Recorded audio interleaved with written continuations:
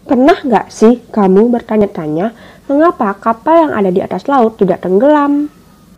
Bersama saya, Graciela Monik, hari ini kita akan belajar bersama tentang fluida statis.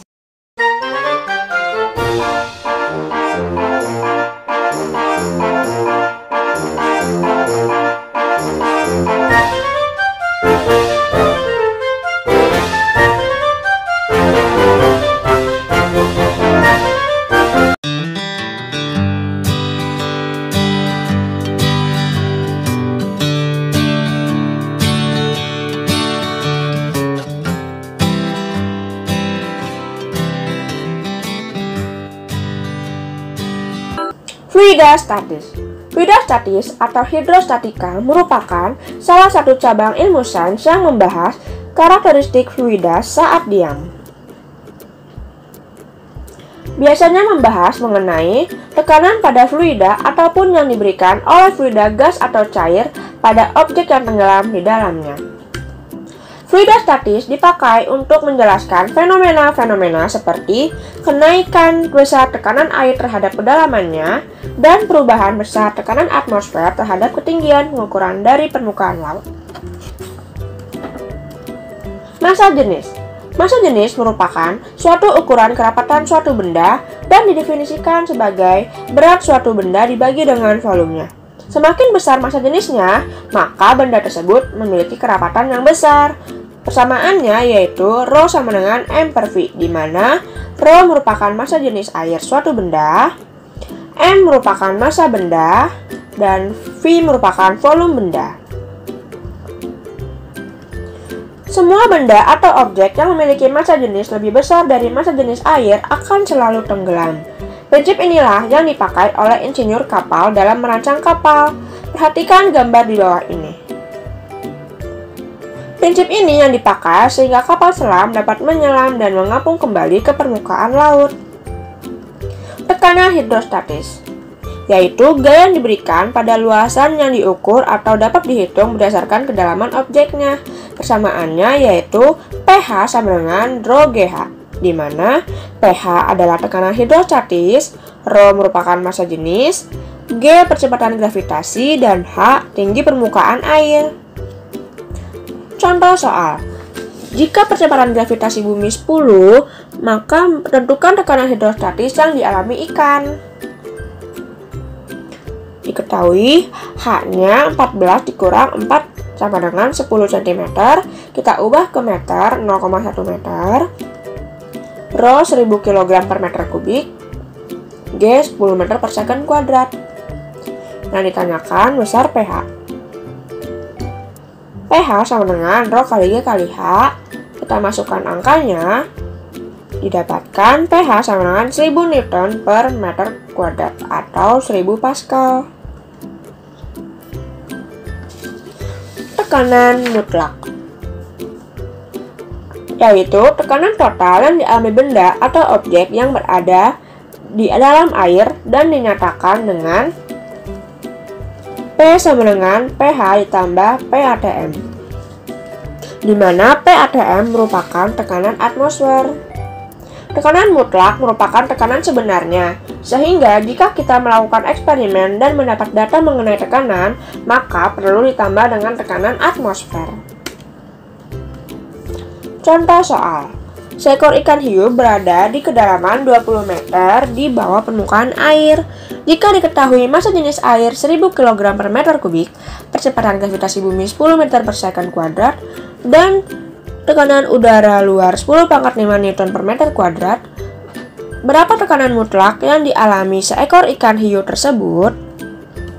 Diketahui H 20 meter, Rho air 1000 kg per meter kubik, dan G 10 meter per second kuadrat. PO sama dengan 10 pangkat 5 Newton per meter kuadrat. Yang ditanya adalah P mutlak. Pertama-tama kita tentukan dulu tekanan hidrostatis yang dialami hiu. Seperti yang sudah kita pelajari, pH sama dengan Rho kali G kali H. Kita masukkan angkanya, kita dapatkan besar tekanan hidrostatis yang dialami hiu yaitu 200.000 Pascal. Kita ubah menjadi 2 kali 10 pangkat 5 Pascal.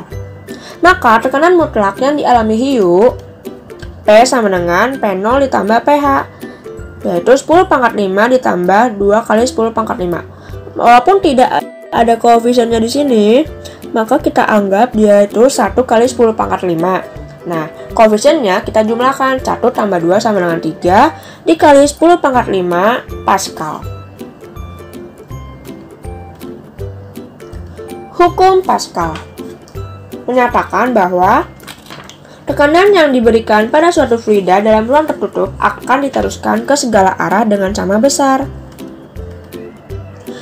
Bunyinya P1 sama dengan P2. Seperti yang sudah kita ketahui, tekanan adalah gaya besar dibagi luasan penampangnya. Maka dapat ditulis kembali menjadi F1 per A1 sama dengan F2 per A2. Di mana P1 merupakan tekanan di penampang 1, P2 merupakan tekanan di penampang 2, F1 gaya tekan di penampang 1, F2 gaya tekan di penampang 2, A1 luas penampang pipa 1, A2 luas penampang pipa 2.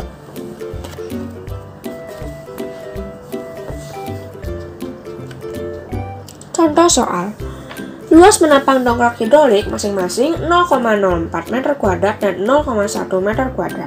Jika gaya masukan adalah 5 Newton, berapakah gaya keluaran maksimum? Pembahasan diketahui A1-nya 0,04, A2-nya 0,1, F1 5 Newton. Ditanya F2-nya. Kita masukkan hukum Pascal, yaitu F1 per A1 sama dengan F2 per A2. Kita masukkan angkanya, 5 dibagi 0,04 sama dengan F2 per 0,1. 5 dibagi 0,04 itu besarnya 125. Lalu kita kali silang, didapatkan F2 sama dengan 125 dikali 0,1, didapatkan 12,5 Newton. Maka gaya keluaran maksimumnya yaitu 12,5 Newton. Hukum Archimedes. Benda yang dicelupkan seluruhnya atau sebagian ke dalam fluida yang dipindahkan. FA sama dengan rho kali G kali VBF, di mana FA merupakan gaya apung atau gaya ke atas, rho F sama dengan massa jenis fluida, G merupakan percepatan gravitasi, dan VBF merupakan volume benda tercelup. Adanya gaya apung ini menyebabkan suatu benda terapung, melayang, dan tenggelam di dalam air. Konsekuensi gaya Archimedes, ada yang terapung, melayang, dan tenggelam. Benda dapat terapung karena FA lebih besar dari W, di mana FA itu gaya apung dan W merupakan berat benda. Dan massa jenis benda lebih kecil daripada massa jenis fluida. Benda dapat melayang karena FA sama dengan W, dan juga massa jenis benda sama dengan massa jenis fluida. Dan benda dapat tenggelam karena FA lebih kecil dari W, dan juga massa jenis benda lebih besar dari massa jenis fluida. Contoh soal.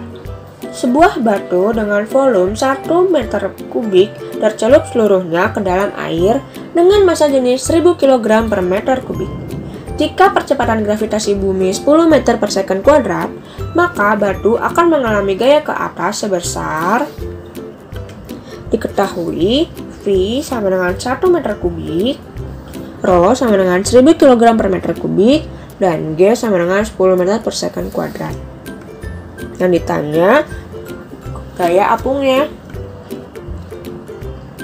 FA sama dengan rho kali V kali G. Kita masukkan angkanya, FA sama dengan 1000 kali 1 kali 10, didapatkan FA sama dengan 10.000 Newton. Maka batu akan mengalami gaya ke atas sebesar 10.000 Newton. Nah, sekian pembelajaran tentang fluida statis. Semoga kalian semua bisa mengerti ya. Terima kasih buat yang sudah menonton. Jangan lupa like, comment, and subscribe. See you in next video.